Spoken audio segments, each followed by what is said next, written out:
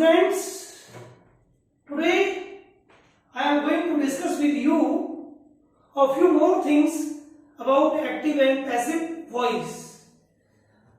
In the previous video I told you about the passive voice in all tenses, but in this video I will discuss with you a few more things about active and passive voice.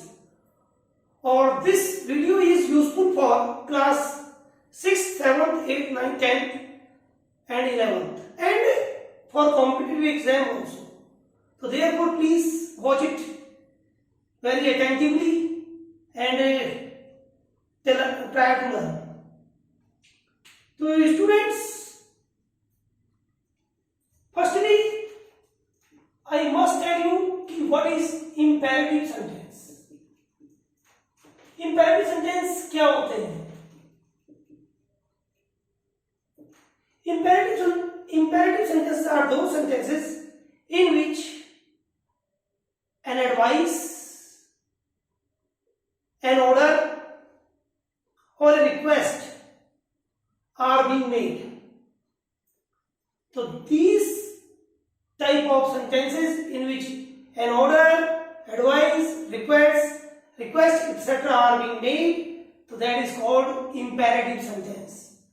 तो हिंदी में अगर हम बोले तो imperative sentences आज्ञा सूचक वाक्य वो वाक्य हैं जिनमें कोई शिक्षा, जिनमें कोई सलाह, जिनमें कोई आज्ञा, जिनमें कोई रिक्वेस्ट, कोई प्रार्थना की जाती है, उन्हें जो है इंपेरेटिव सेंटेंस कहते हैं.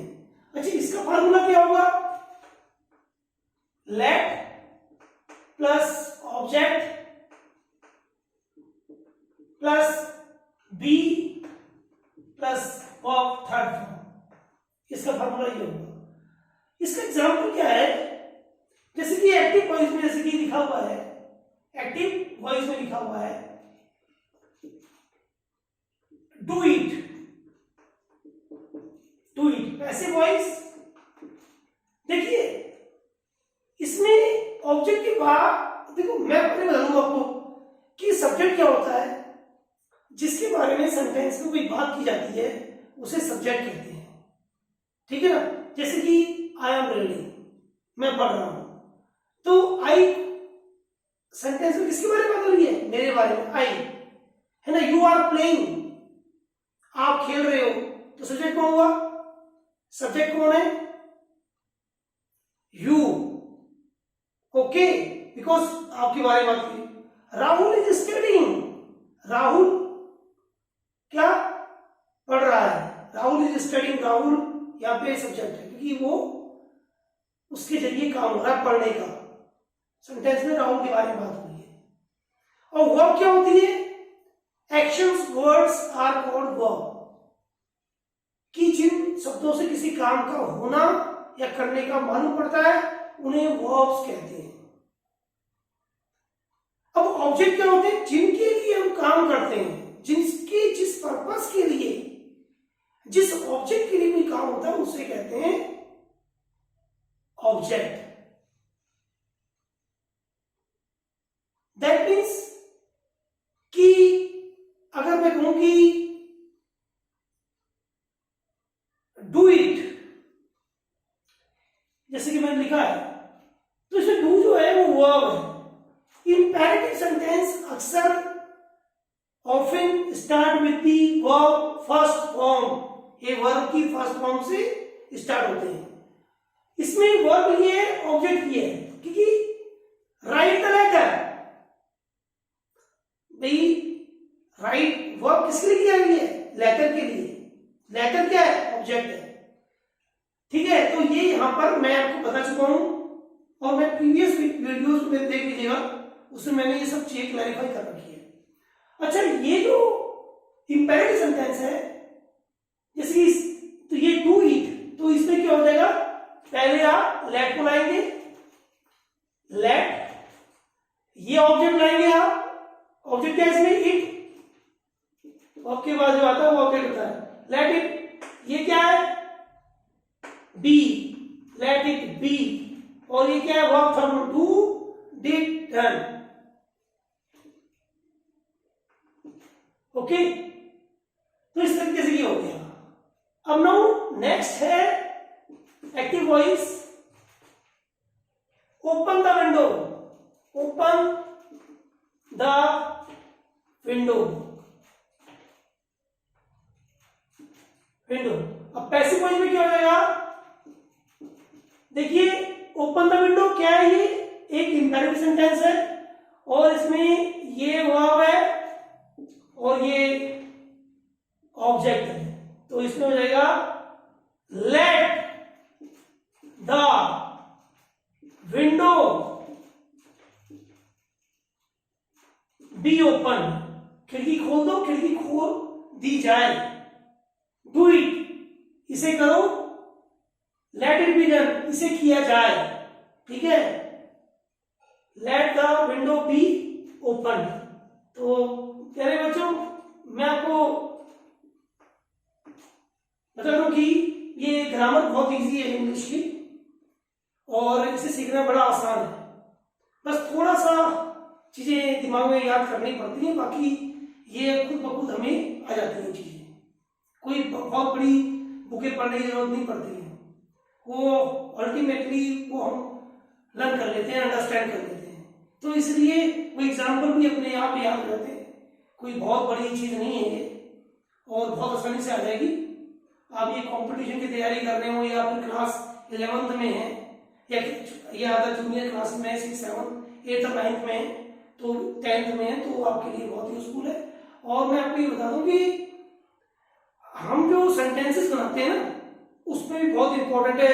Late us suppose we are talking something, है ना, we are listening, we are reading. तो भाई देखो ग्रामर तो है ही, बिना ग्रामर का तो सेंटेंस का मीनिंग ही समझ में नहीं आएगा कि बोला क्या जा रहा है। ठीक है ना, कि ग्रामर के थ्रू ही हमें प्रोनाउंसिएशन भी हमारा क्लियर होता है। मैंने आपको पहले ही बताया, देखिए TEAR टीयर होता है, TEAR टेयर भी होता है। अगर वो ऐसे वर्ब के तौर पे आए तो tearing, I am tearing the pages, मैं कागज फाड़ रहा हूं, टेयरिंग। और tear, she shed tears because she was very sad. यहां पर उसने आंसू बहाए क्योंकि वो एज ए नाउन के तौर पे है, नाउन के तौर पे तो टीयर है और वो वर्ब के तौर पे है तो टेयर है ना। ऐसी ब्रीद है, BREATHE, ब्रीद। अगर ऐसे वर्ब है तो I am breathing, I am breathing, I am breathing, है ना। तो ये क्या है, एक वर्ब के तौर पे, नाउन के तौर पे आई टुक अ ब्रेथ, मैंने सांस ली। तो ब्रेथ हो जाता है, देखो स्पेलिंग सेम होती है, बहुत चीजों में है ऐसा। ठीक है, तो इसीलिए ये ग्रामर के थ्रू ये चीजें क्लियर होती हैं हमें। कंजुगेशन ऑफ द वर्ब मैं later I will discuss with you, तो then I will tell you all this. अभी मैं फिलहाल एक्टिव पैसिव की डिस्कस कर रहा हूं, तो please listen to me carefully and try to make more and more example on your own. Okay, तो यहां पर हम नेक्स्ट है कि bring a glass of water for me. तो एक्टिव वॉइस है bring a glass, bring a glass of water for me। तो देखिए बच्चों, ये भी क्या है, इंपेरेटिव सेंटेंस है, क्योंकि जो है वो आपकी फर्स्ट फॉर्म से शुरू हो रहा है, मेरे लिए ग्लास पानी का लाओ। तो पैसिव वॉइस में क्या हो जाएगा, late a glass of water, a glass of water be brought for me,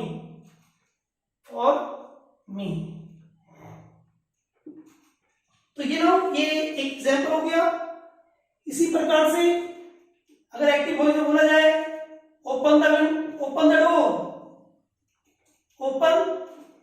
door, open the door, दरवाजा खोलो, open the door, let the door be open, कि दरवाजा खोल दिया जाए। Passive voice, let the door be open. देखिए बहुत सारे ये वर्ब है, ये वर्ब है, ये ऑब्जेक्ट है, ठीक है ना। अब ये लेट आ गया, ये लेट है ना, और ये ऑब्जेक्ट है, ये ऑब्जेक्ट हो गया, ये लेट हो गया, ठीक है। और ये क्या है, ये बी आ गया, ठीक है, जैसा लिखा हुआ है इसके फार्मूले में।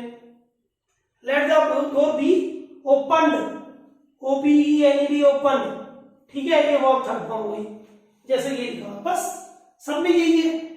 इसी तरह स्विच ऑन द रेडियो, ठीक है, एक्टिव वॉइस में switch on the radio, switch on the radio, on the radio. तो प्यारे बच्चों ये आप खुद करेंगे, you do it yourself. Switch on the, वैसे मैं बताया तो switch on the radio, late the radio be switched on, ठीक है, let the radio be switched on. ये आप मुझे कमेंट बॉक्स में लिख के दिखाओगे। चलो मैं बना ही देता हूं इसे। Let the radio be switched on,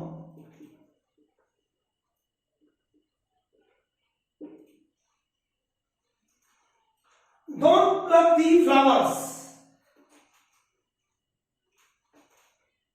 ये एक्टिव वॉइस है, डोंट प्लग दी फ्लावर्स,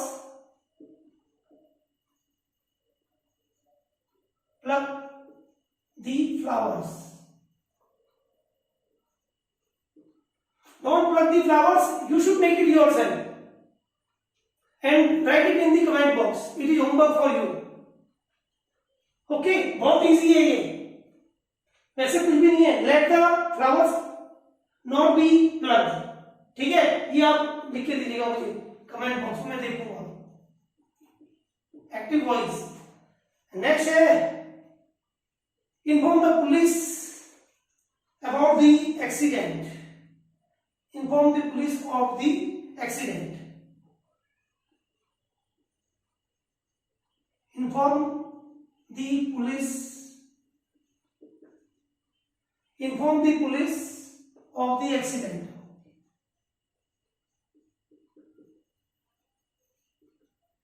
देखिए ये भी आप अपने आप ही बना लो, क्योंकि ये भी इजी है, inform the police of the accident, तो बाकी वो लेट आएगा, let the police be informed of the accident, बहुत इजी है ये खुद ही करना, because you should use your own mind, okay, then only you can learn, in place of just everything to be thought, तो ये दो सेंटेंस आप मुझे बना के दिखाओगे।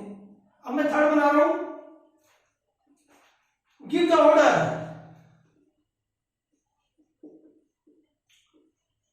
give the order, give the order, ये भी इजी है, let the order be given। और बच्चों इसी प्रकार से जो है कुछ एडवाइस भी होती है, प्लीज नोट इट डाउन, और so that I could write मोर।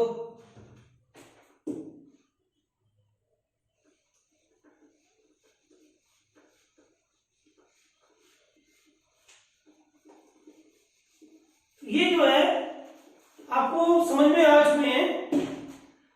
अब जैसे कि लव योर कंट्री, देखिए ये जरा एक्टिव वॉइस है, लव योर कंट्री, कंट्री, ये भी एक इंपेरेटिव सेंटेंस है, ये कोई एडवाइस दी गई है, लव योर कंट्री, एक शिक्षा दी जा रही है, एक एडवाइस दी जा रही है। तो इसमें क्या हो जाएगा, पैसिव वॉइस में let your country, let your country be loved, ठीक है, इजी है, let your country be loved. और जो है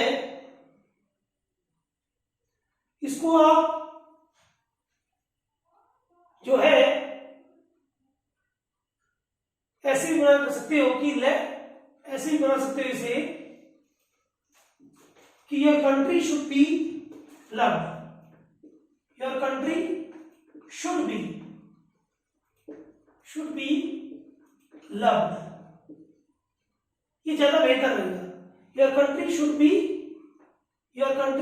लव्ड, ठीक है। जिसमें कोई सलाह दी जा रही है ना, उसमें जिसमें कोई एडवाइस का, उसमें आप लेट मत लगाना, शुड का यूज करना, ठीक है। और इसी प्रकार से है हेल्प द पुअर।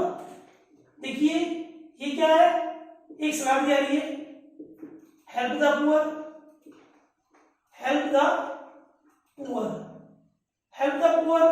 अब ये एडवाइस है कि the poor should be helped, ऐसे करके आप बना सकते हो, the poor should be helped, ऐसी voice, the poor should be helped, ठीक है। तो गरीबों की मदद करो, गरीबों की मदद करनी चाहिए, ठीक है ना। तो आप समझ रहे होंगे आपकी स्पीकिंग में कितना यूज हो रहा है। देखो सेंटेंस तो ऐसे बोले थे कि गरीबों की मदद करो, गरीबों की मदद की जानी चाहिए, ऐसा सेंटेंस भी तो होता है। अगर आपको पैसिव वॉइस नहीं आएगी तो आप बोल ही नहीं पाओगे फिर, इसलिए पैसिव वॉइस को सीखना जरूरी होता है, ग्रामर पढ़ना जरूरी होता है। आप लोग तो सेंटेंस लिख देते हो, आप सोचते हो कि हम तो अच्छा लिख रहे हैं, मार्क्स भी मिल जाते हैं आपको, लेकिन बहुत सी गलतियां भी हो रही होती हैं, लेकिन वो ओवरलुक करनी पड़ती है, ठीक है। तो मैं आपको बता दूं कि देखो ग्रामर बहुत इंपॉर्टेंट है और कंपटीशन एग्जाम में भी आती है, ठीक है ना, ये स्कूल तक ही कन्फाइंड नहीं है। तो the poor should be helped, ये थर्ड फॉर्म लगी, ये भी ध्यान रखना जरा। और इसके बाद जो है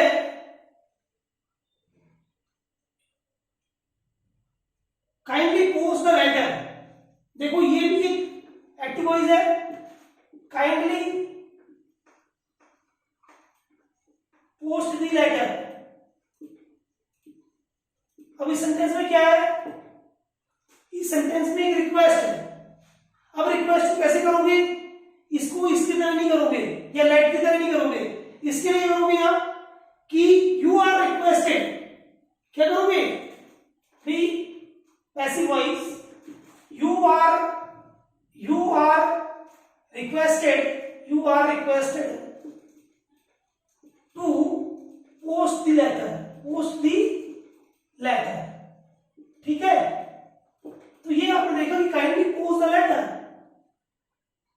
कृपया लेटर को पोस्ट कर दो, ठीक है। अब पैसिव वॉइस में क्या हो जाएगा, you are requested to post the letter, आपसे ये प्रार्थना की जाती है कि आप लेटर को पोस्ट कर दें। तो देखिए अब बोलने में दोनों वॉइस का यूज किया जा रहा है, एक्टिव का भी पैसिव का भी, कॉन्वर्सेशन में कोई मिस्टेक ना हो, इसलिए लैंग्वेज की ग्रामर को सीखना बहुत जरूरी है। और जो कॉम्पिटिटिव एग्जाम्स हैं उनमें भी ग्रामर की बहुत इंपॉर्टेंस है, और क्लास 11 के सिलेबस में भी है।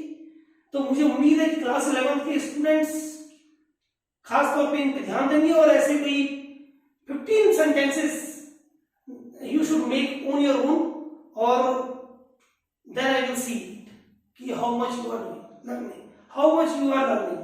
Okay, thank you very much for watching. Thanks a lot.